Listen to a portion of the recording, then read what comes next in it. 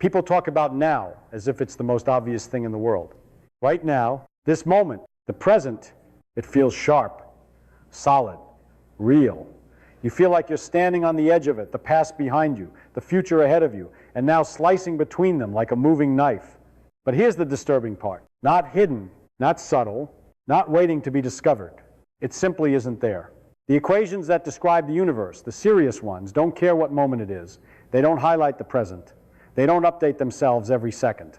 And it gets worse. Two people moving relative to each other will disagree about what is happening right now somewhere far away. And neither of them is wrong. So if the universe itself doesn't agree on what now means, then what exactly are you standing on? Maybe the present isn't a feature of reality at all. Maybe it's a feature of you. And once you see that possibility, you can't unsee it. All right, the present is not in the equations. When physicists write down the laws of nature, they don't write stories. They write equations.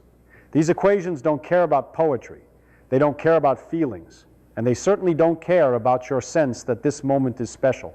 Now, here's the thing that should already bother you. In none of the fundamental equations of physics is there a symbol for now. You'll find time, yes.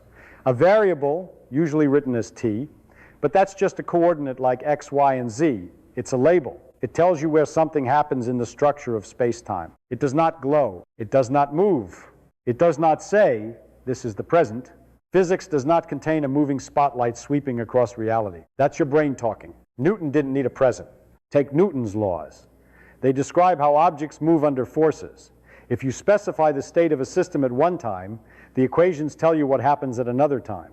But nowhere do the equations say that one of those times is happening right now. The math treats every time equally. The year 1400, this afternoon, the year 3000, from the equations' point of view, they're just coordinates. There is no privileged slice of reality. Already, the present is looking suspicious. Einstein finished the Job. Then Einstein came along and made things worse for your intuition.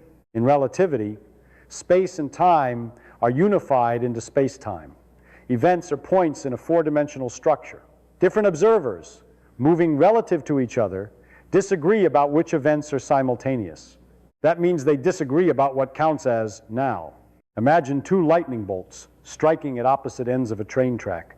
One observer standing still might say they happened at the same time. Another observer moving along the track will say one happened before the other. Who is right? Both. There is no universal answer. And if there is no universal answer, then there is no universal present. Before relativity, people believed in absolute simultaneity. They thought that across the entire universe, there was a single shared now. Einstein showed that this idea is meaningless. Simultaneity depends on motion. Motion depends on the observer.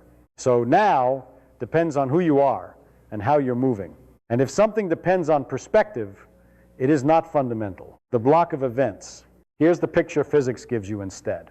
The universe is a collection of events arranged in space-time. Past, present, and future are simply regions of this structure. Nothing is being updated. Nothing is being refreshed. Nothing is being pushed forward. It just is. You are a trajectory, a world line through that structure. You experience events along that path in sequence. But the structure itself does not rearrange when you do. The universe is not advancing. You are moving along your path within it. You are convinced that the present is special because your experience is local. You remember the past. You don't remember the future. You feel sensations now, but that doesn't make now a feature of the universe. It makes it a feature of your information processing. The equations don't care that you feel a moment happening. They only describe relationships between events, and relationships don't glow. The moving spotlight illusion, philosophers sometimes call your intuition the moving spotlight theory, the idea that all times exist. But one of them is lit up as the present. Physics does not include a spotlight. If you want one, you have to add it artificially. And once you do, it does nothing. It changes no predictions, it affects no measurements, which means it's unnecessary. And in physics, unnecessary things are usually wrong. So here's what we have so far. The equations don't privilege a present. Relativity destroys universal simultaneity. All events exist as part of space-time. The universe does not update itself, which means the present, the now you feel so strongly, is not a fundamental ingredient of reality. It's something else, something emergent, something tied to memory and perception. And that's where things get really interesting. The universe does not contain a universal present. There is no cosmic clock ticking across all of space. No master moment sweeping from past to future. No glowing slice of existence called now. And yet, you feel it. Not abstractly, not philosophically. You feel it the way you feel gravity. You feel this moment happening. So what's going on?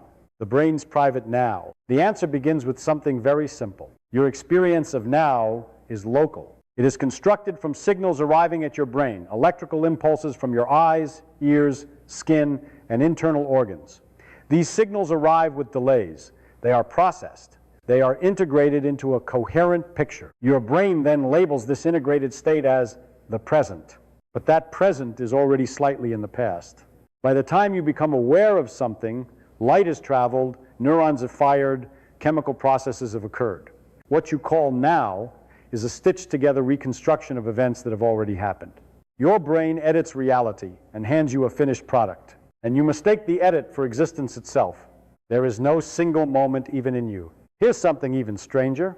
There is no single razor-thin instant that your brain processes. Neuroscience shows that perception operates over short windows of time fractions of a second.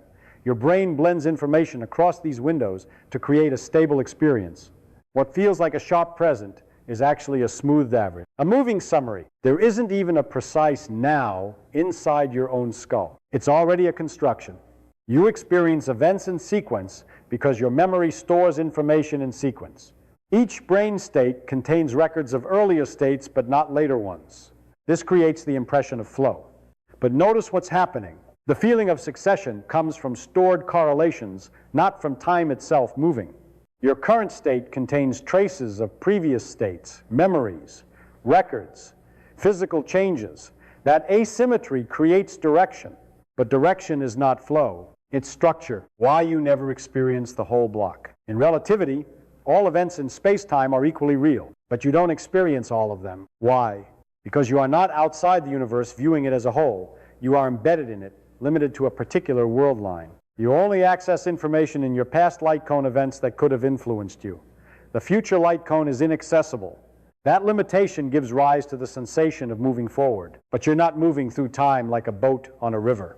You're simply existing along a path in space-time. Here's the subtle mistake most people make. They assume that because change exists, something must be pushing it.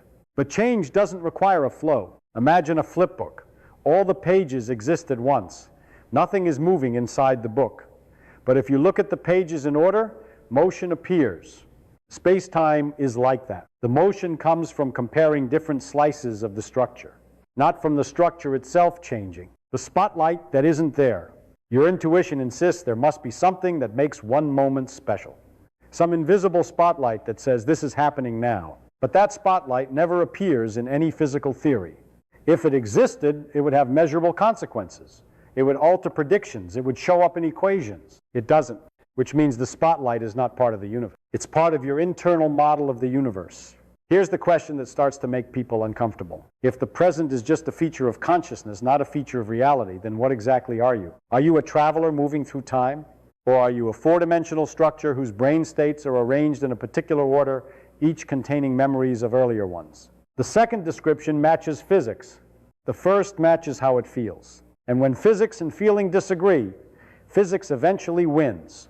Once you accept this, something subtle changes. Moments stop being things that arrive and depart. They become locations in a structure. Your experience of succession becomes an internal bookkeeping system, and the present stops being a cosmic event. It becomes a cognitive boundary, the edge of what your brain has recorded. So we now have this picture. The universe does not update itself. There is no universal now. Your brain constructs a local present. The feeling of flow comes from memory. But this raises a deeper problem. If all events exist in space-time, and the present is just a feature of consciousness, why does entropy increase? Why does history feel irreversible? Why does the arrow of time align with our experience so perfectly? That's where things get truly unsettling. The arrow of time does not create a now. At this point, most people retreat to their final defense. They say, fine, maybe there isn't a universal present. But entropy increases. Things move from past to future. That's real. That gives us a direction. And that direction must define the present. It sounds reasonable. It's also wrong. Entropy is not a moving moment. Entropy gives us an arrow, a statistical asymmetry between earlier and later states. Broken cups don't unbreak. Smoke doesn't gather back into a cigarette. Heat flows from hot to cold, all true. But notice what entropy does and does not do. Entropy tells you that certain states are overwhelmingly more probable than others. It does not tell you that one moment is objectively happening. The arrow of time orders events. It does not illuminate one. Microscopic laws still don't care. The fundamental equations of physics, the ones that govern particles and fields, are almost entirely time symmetric.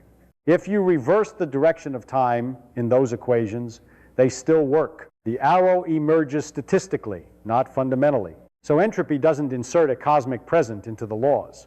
It only explains why your memories point in one direction, why irreversibility feels like flow.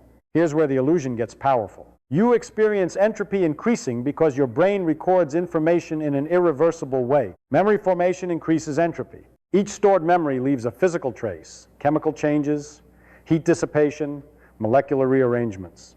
So your memory always aligns with the entropy gradient. You remember lower entropy states and move toward higher entropy ones? That alignment creates the sense that time is flowing forward. But what's really happening? Your brain states are arranged along a world line in space-time. Each one contains records of earlier entropy conditions. That structure creates the impression of progression, not because the universe is advancing, but because information accumulates asymmetrically. The dangerous thought: imagine a universe where entropy decreased instead of increased. You would remember what we call the future. Your psychological arrow would reverse. To you, forward would mean what we call backward. And physics would not object. This is the uncomfortable realization. The arrow of time is tied to information storage, not to a universal present. The present is not needed for direction. Here's the key logical step. Direction does not require a privileged instant. A road has direction, but no special point along it is now. A gradient exists, but no location along it glows. Entropy provides orientation in space-time. It does not create a moving slice of existence. Why change doesn't rescue now? People say, but things change. Surely change requires a present moment where it happens. No. Change is the difference between states at different space-time coordinates. You compare 2 points in the block. The block itself doesn't change. You don't need a flowing present for change any more than you need flowing space for distance. Distance is just the relationship between positions. Change is just the relationship between events, the illusion of becoming. Your intuition insists that the future becomes the present and the present becomes the past. But becoming never appears in the equations. There is no process that turns future events into present ones. There is only a fixed structure containing all of them. The sense of becoming is the internal narrative your brain constructs as it accesses different points along its world line. The universe does not convert potential into actual. It simply contains events. Why this is so hard to accept? The reason this is uncomfortable is emotional, not logical. We are built to think in terms of arrival and departure. Moments arriving, moments slipping away. But physics says nothing arrives, nothing departs. Everything is located. That's all. The arrow without a spotlight. So now we can summarize. Entropy increases, memory aligns with entropy. Experience aligns with memory. Direction emerges. But nowhere in this chain do we need a universal now. The arrow gives orientation, it does not give illumination. There is no spotlight moving through the block of space-time. There is only structure, and your consciousness tracing a path within it. If there is no now, is the future already fixed? This is the moment where people get uncomfortable. If the universe is a four-dimensional structure, if past, present, and future are simply regions of space-time, if nothing is becoming and nothing is being updated, then doesn't that mean the future already exists? And if it already exists, doesn't that mean everything is fixed? And if everything is fixed, what happens to choice? Let's slow down, because there's a subtle mistake hiding in that chain of reasoning. The block universe is not a script you read. When physicists describe space-time as a block, people imagine something frozen like a DVD already recorded from beginning to end. And then they imagine themselves watching it helplessly. That picture is wrong. You are not outside the block watching it. You are part of it. Your thoughts, doubts, and decisions are not reactions to a finished script. They are events in the structure itself. The block contains your deliberation. It contains your uncertainty. It contains your act of choosing. Nothing is bypassed. The future feels open for a simple reason. The future feels open because you don't have information about it. Openness is about knowledge, not existence. When you flip a coin, the result exists once it lands, but before you look, you don't know which face is up. The uncertainty is in you, not in the coin. The same applies to the future. Your ignorance of future events makes them feel unreal or undetermined. But that feeling does not require the future to be non-existent. It only requires you to lack access to it. Determinism is not coercion. People confuse determinism with being forced. Determinism in physics means that events follow from previous conditions according to laws. It does not mean you are dragged against your will. Your will is part of those conditions. When you make a decision, it arises from your memories, preferences, reasoning, and circumstances, all physical processes. Nothing overrides them, nothing skips them. They are the mechanism. Randomness doesn't rescue freedom. Some people try to escape by appealing to quantum randomness. They say, if the future isn't determined, then maybe that saves free will. No, randomness does not give you control. If your choices were determined by random quantum fluctuations, that would make you less responsible, not more. Freedom is not the absence of causality. It is being the cause, and you are. Why the future doesn't need to be becoming. Here's the quiet shift. The future does not need to come into existence for your choices to matter. Your choices are part of the structure that defines what the future contains. You are not traveling toward a future that is waiting for you. You are occupying a path that includes the act of choosing. The block universe does not eliminate agency. It eliminates the illusion of a cosmic present updating itself. Those are not the same thing. Why this feels so disturbing? The real discomfort comes from this. We like to think of life as a story being written in real time. Physics suggests it is more like a completed novel. But you are not a reader turning pages. You are a character whose thoughts are part of the text. Nothing in that picture removes meaning. It only removes the sensation that the universe is improvising. Let's summarize carefully. There is no universal now. All events are located in space-time. The future feels open because you lack information. Your decisions are part of the causal structure. Nothing in this picture eliminates responsibility. Nothing in it eliminates choice. It only removes the metaphysical spotlight that makes one moment special. And that brings us to the deepest question of all. If the universe has no now, if nothing is arriving or departing, if moments are simply locations in a structure, then why does life feel urgent? Why does time feel precious? Why does the idea of running out of time feel so real? If the universe has no now, why does time feel so precious? So we've taken apart the idea of a universal present. No cosmic clock, no moving spotlight, no privileged slice of reality called now. The universe does not refresh itself every second. And yet, you still feel urgency. You still feel that time matters. You still feel that something is slipping away. If nothing is flowing, why does it feel like you're running out of it? Urgency does not require flow. Here's the first correction. Urgency does not come from time moving. It comes from limitation. You are not the whole space-time structure. You are a localized physical system, a brain, a body occupying a specific world line. You experience events sequentially because your internal states are arranged sequentially. You cannot jump to another coordinate. You cannot access all moments at once. That limitation is what creates urgency, not flow. A book does not need moving pages. Think of a book. All its pages exist at once. The story does not flow inside the book. Nothing inside the paper is moving from chapter 1 to chapter 10. And yet, when you read it, the story unfolds. Not because the book changes, because you move through it. Your life is similar. Space-time does not need to flow for experience to unfold locally. You don't need a moving universe to have a moving perspective. Why loss still hurts? Here's the part that feels contradictory. If all moments exist in space-time, then the past is not erased. Your childhood still exists at its coordinate. That conversation still exists at its coordinate. So why does loss feel real? Because experience is local. You cannot reoccupy earlier brain states. You cannot access other regions of space-time at will. The existence of something somewhere in the block does not grant you experiential access to it. That boundary, that inability is what creates the sense of loss. Not annihilation, inaccessibility, the myth of time running out. People say, I'm running out of time. But time is not a fuel tank being emptied. What you are really running out of is future brain states along your world line. Your trajectory has a boundary. That boundary matters. Not because moments vanish from existence, but because your access to new experiences ends there. That's enough to give life weight. Meaning without a present. People assume meaning requires becoming, that something must be coming into existence to matter.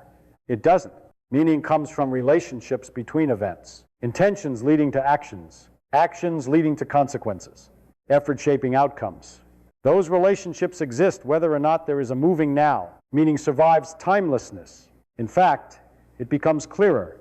Nothing is erased. Nothing is overwritten. Everything that happened remains part of the structure. Why the illusion is useful. So why do we feel time flowing? Because evolution didn't design brains to perceive four-dimensional geometry. It designed them to survive, tracking entropy, remembering the past, anticipating the future. These are practical tools. The illusion of a flowing present is a useful compression of reality. But usefulness does not equal truth. The quiet conclusion. Let's gather everything. Physics contains no universal now. Relativity destroys absolute simultaneity. Entropy explains direction without flow. Memory creates the feeling of succession. Experience is local, not global. The present is not a feature of the universe. It is a feature of you. And that realization does not empty life of meaning. It does something stranger. It removes the idea that reality is rushing somewhere. The universe is not in a hurry. You are. When you stop imagining a spotlight sweeping through time, something subtle changes. Moments are no longer fragile because they disappear. They are precious because they are specific, located, unique, irreplaceable coordinates in the structure. Nothing is slipping away. You are simply occupying one region after another along your world line. The universe does not have a now, but you have a perspective. And that perspective is enough to make everything feel immediate. Not because reality is moving, but because you are.